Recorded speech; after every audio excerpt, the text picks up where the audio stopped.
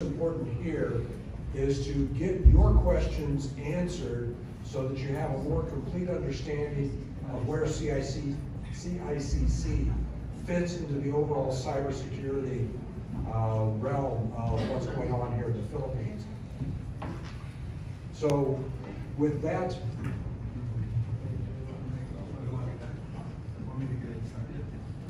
well, actually this is going to be good for you.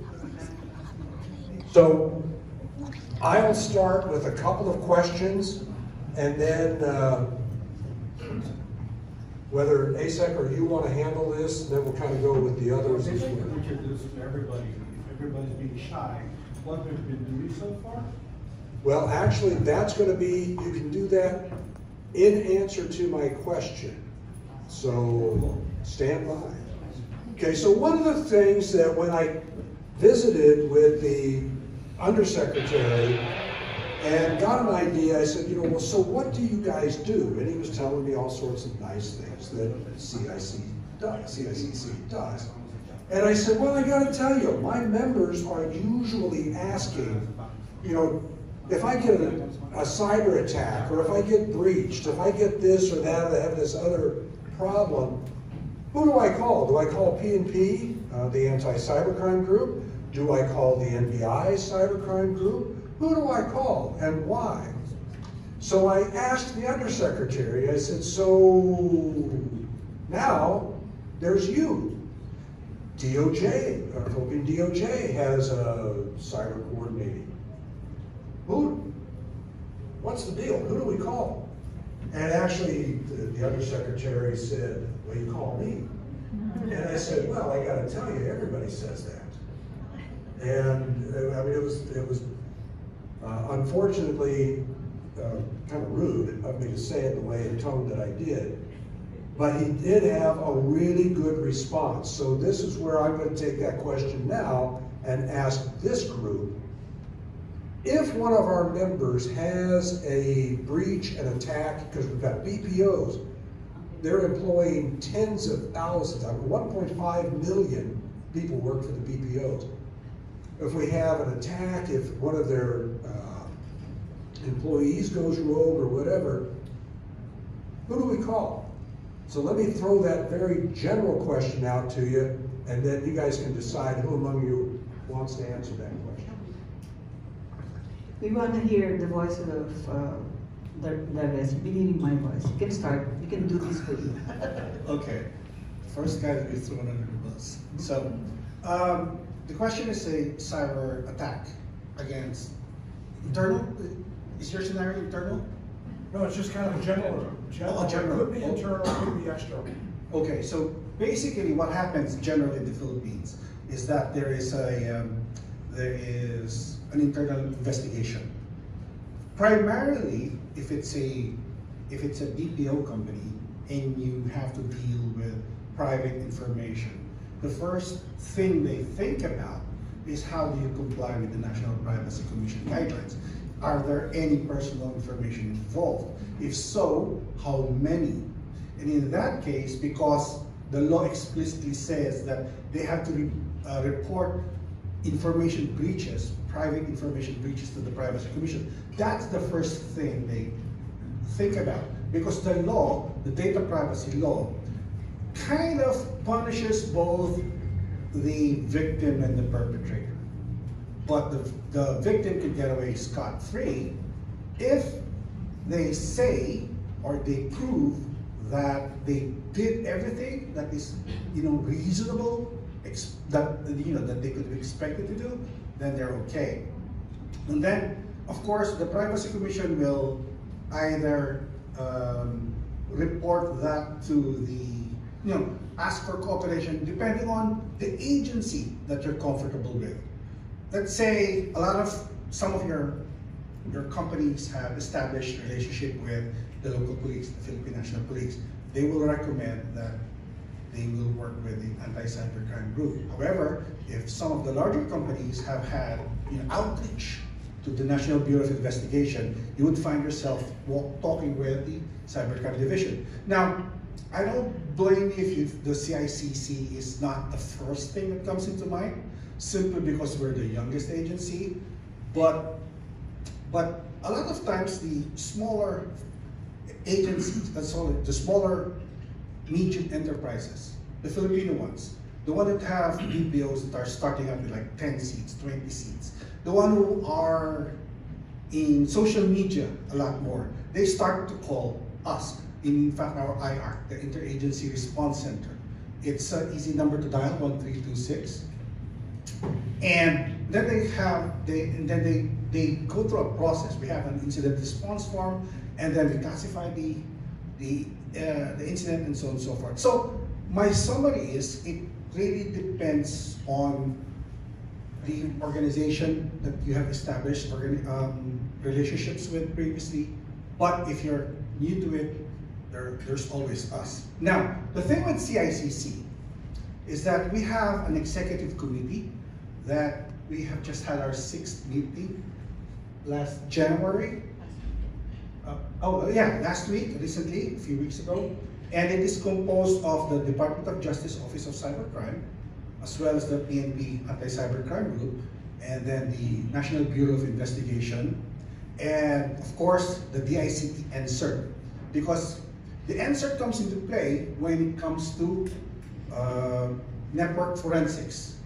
They are the ones who are the first responders. But the DICT NCERT's primary goal is to help your company go back up and running in the first place.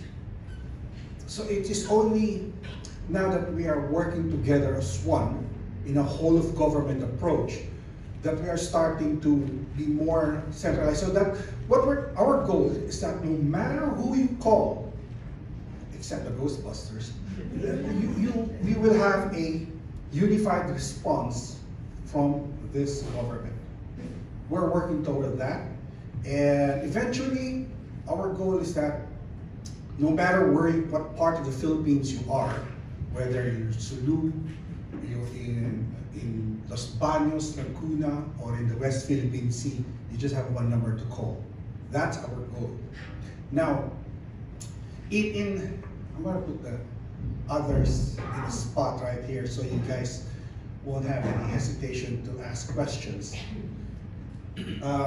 General Ramos over there is right now working with Jabra. They they do mostly bank fraud. So, for example, if your BPO had a case wherein somebody stole their credentials or the payroll systems and they're trying to withdraw the money from your bank, he's the guy in our organization working on it. We have that leverage. No, sorry, we have that. I was going to say connivance, cooperation with. Now I got to see you smile. Thank you. I saw your teeth. So you guys are smiling. That's great. So we're working with other government agencies to tighten the noose on the bad guys, because a lot of times the organized criminals take advantage of what Steve just said. People don't really know who to call. So that's one of the initiatives General Ramos has been doing.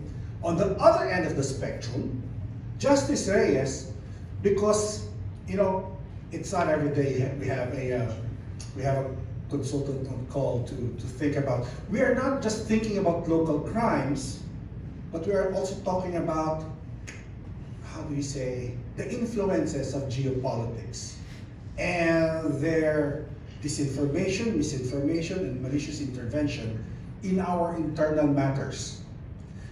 But we can't do it alone. That's why recently we have been working with Balikatan. We earned our badges there, and Justice Reyes was at the forefront. He also was a guest speaker at NATO talking about rules of engagement. If ever we have an overt cyber war with our very, very demonic, unfriendly neighbor. So that's what Justice is doing. On the other hand, ASEC Reyes, ASEC Magsaysay, sorry, ASEC Magsaysay is very, very busy taking care of the next generation. our organization have the idea of introducing equilibrium in technology against cyber criminals.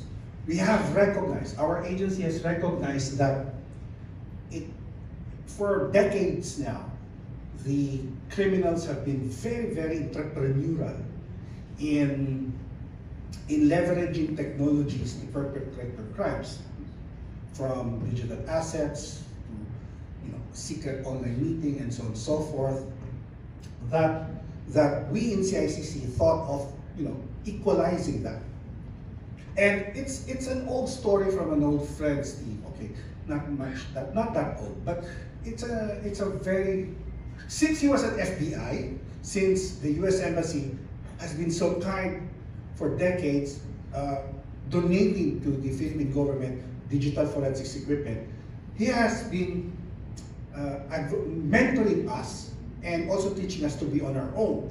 So we took Steve's advice and mentoring to heart, and now we could say that the CICC is an example of us, being on our own and learning lessons from the digital forensics manual from FBI, from the Secret Service, and now working with the Scientific Working Group for Digital Evidence in the United States. And to implement those, ASEC Magsaysay here has been, along with our boss Yusek, when we started out on November 2022, been investing in technologies that other agencies have not been, how do you say, focusing on, or more about there's risk. There's always a project risk when you're investing in a new technology, right? That the stuff that you pay for and you have to go through our very tedious procurement process, they a lot of times do not invest in it. But here in CICC, since we were new, we were not afraid to fail, we did. So one of the things that I can say it here, that we buy ads from American companies. Well, she does. Her budget does. We buy, the CICC does. We buy ads from Facebook, we buy ads from Google, we buy ads from many different data brokers from America that have, and we have used it successfully. CICC was the first to pioneer the hunting of the pogos in the Philippines. We pioneered that with the PAO, and now we are using it in the kidnap for ransom cases, and we've been doing that since March of 2023 when we started innovating, and again back to the initiatives of this administration. We have been also focusing that on child abuse cases. So we have our own private cloud downstairs because we are also trying to practice data sovereignty, and also we are aware that in case there is a disruption in the submarine cables in the West Philippine Sea, if we are hosting our own private cloud, our service to the public will not be disrupted or hampered as well. So with that said, I think now you have a better idea of the questions to ask ASEC Magsaysay and Justice Reyes and General Ramos. Thanks. I'm just wondering if he answered the question, who do you call? So that was very lengthy. And Justice, he means you can call us. Some people likes to call the PNP, it's okay. Some people likes to call the NBI, it's okay. Because at the end of the day, it's, all those peripherals is going to come here in the CICC, actually. Because we're the ones who has the capability to successfully do the forensics portion. Justice, what do you think? Who should they call? I just came from the dentist, so excuse me if I'm stuttering, but I came from the dentist. Well, I came from the Supreme Court of the Philippines, retired, and I've known the PNP, NBI, and the other agencies, and this group is a fresh group, immaculate, if I should say. I think if you see the people around, I think this group will be still immaculate and will be a reliable partner in problem solving, crime solving, and also in addressing cybercrime and cybersecurity as well as intrusions. The people I work with are all professional and dedicated. That's one thing I'm proud of them. Sometimes they don't sleep for 3 days. And they hardly go home. So you are in the right place, and you are given the level of FBI experts here.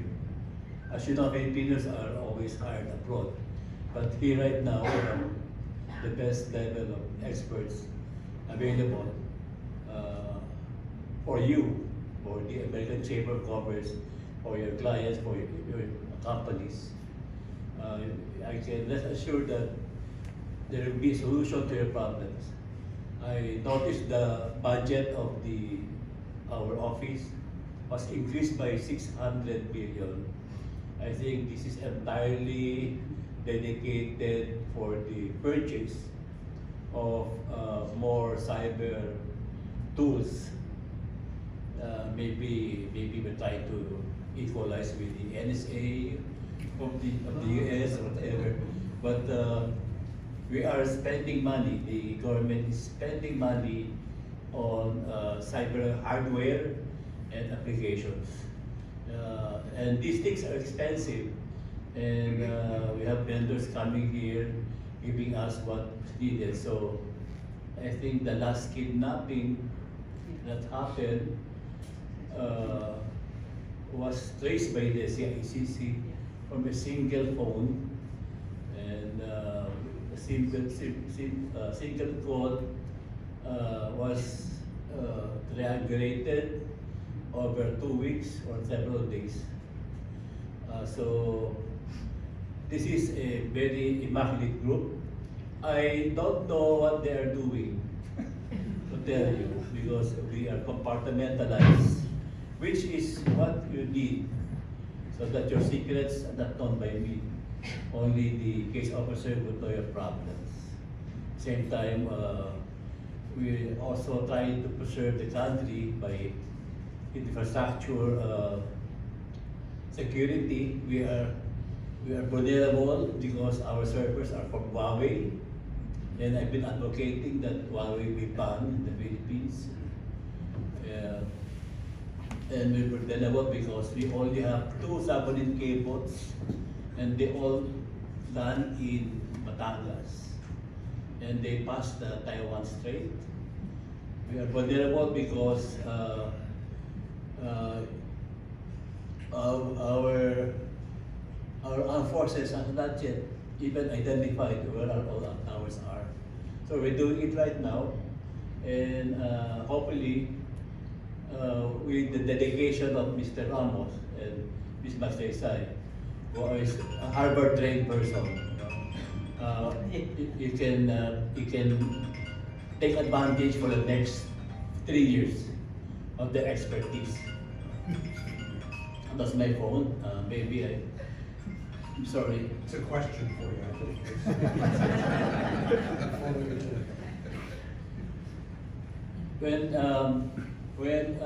When we were talking with the AFP 2 years ago, just that you would know, I told Alex that we should let them go. We should let the NBI go. We should let the PNP go. They should grow on their own. I said they have to grow on their own. We cannot be centralized. We have to let the PNP grow and everybody grow. That's why we help them, we cooperate with them. If they get the credit, we don't care. If they say they caught the criminal, we don't care. We want them to grow and grow and grow. And what's the reason behind that? First of all, the PNP and the soldiers, when they retire, they can work abroad as OFW, as security, cybersecurity experts. So addressing the cybersecurity problem, eventually when you hire and hire and hire, as she's been doing, educating, we will have a deep bench of experts. And these people can either work abroad or work here. By addressing security problems, cybersecurity, we eventually will solve unemployment problems in the Philippines. Because the Filipino has a good knowledge of the English language, so they can perhaps be able to work abroad as experts. So that's what I was thinking of. Anyway, I think I'm taking too much time. I'll stop for now. Of course, I will ask our General Ramos, who has been very active silently in the operation side, on why he thinks that the CICC should be the place where you should be putting your bets on when it comes to solving cyber crimes. Good afternoon. Good afternoon. Can I interrupt just briefly? Just to let you know, General Ramos is FBI trained. He's an FBI National Academy graduate. I forgot what year that was, but FBI National Academy, as well as having been the police attaché, the Philippine police attaché at the Philippine Embassy in Washington. So he provides a great resource for us here because he speaks both what I'll refer to as American law enforcement as well as Philippine law enforcement. So he provides a very, very good bridge between the two cultures and the two countries. But he didn't stay, and one of the things that impressed me about him was he didn't just stay in Washington, D.C. I think he visited every state in the United States. So, because he was very, very diligent about making connections in state and local law enforcement in the United States, and then actually going to visit them. And thankfully, the ambassador allowed him to go off to sea like everywhere in the United States. So with that background, then kind of keep that in mind. When you retired, what, 3 years ago? 4? 3? 3 years ago. So he retired 3 years ago, and then was virtually immediately picked up by CICC. So I'll turn it. Thank you. Thank you, Steve, and with your very brief introduction, I think I will no longer. Yeah. Well, I was thinking earlier that if not of this cyber crime problem, maybe we are not here, right? But because of this American Chamber of Commerce is very important and vital organization here in the Philippines. And here comes the cyber attack. So that is a big problem with us. And with my 38 years experience in law enforcement, mind you, gentlemen and ladies, I haven't encountered before this cybercrime attack. But with this global problem right now, it is a very challenging problem that we are facing. And with you around, with the CICC around, I think we will be of help with the American Chamber of Commerce. And my professor at the FBI once said that, you know, gentlemen, you are here to learn just a little bit of the law enforcement. Just a little bit. What is important is our networking. Networking, that's why we are here. We will be knowing each and every one. And surprisingly, Steve and I were both surprised at early this afternoon because we were both working in the same, again, in the same arena in the field of like law enforcement, investigation, and this networking that we are having right now. And without further ado, like I have said, I am a traditional police officer, law enforcement officer, combined with now the highest technology that we have. Wow. That is a very, very challenging problem that we have right now globally. So without further ado, may I now turn this microphone to our Assistant Secretary, ma'am. I don't know if I need to convince everybody that we are your best bet at this point. I believe, I keep on saying to everybody whenever there's an opportunity that when the DICT fails in handling a breach or a cybercrime, he turns it over to us. So we pray that they be successful so that they don't add on to our load of work, because all agencies actually need our help all the time. So this facility is 24/7. You will not see our analysts at this point. But rest assured, they are sufficient at this point, and we are also into research and development. I have shown Mr. Cutler downstairs the typology of the CICC, and we are expansive in a sense that we have already identified that we need more research and development of coming out with tools that are specific to our problems here in the Philippines, so that we become sustainable. And that's going to help you a lot. When we are sustainable, you can rely on us very well. And the manpower that we bring into as analysts are one of the things that are key, that is key to our success here in the CICC. So are there any more questions that the AmCham would like to ask? Yes, sorry.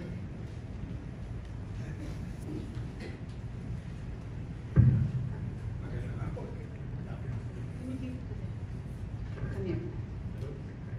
Come here. Georgia. Leo Pascual, SBCI. I have a question for Justice Reyes. So, because I come from a background of banking and finance, so how would I call it? The obligations for extraordinary diligence as a banker.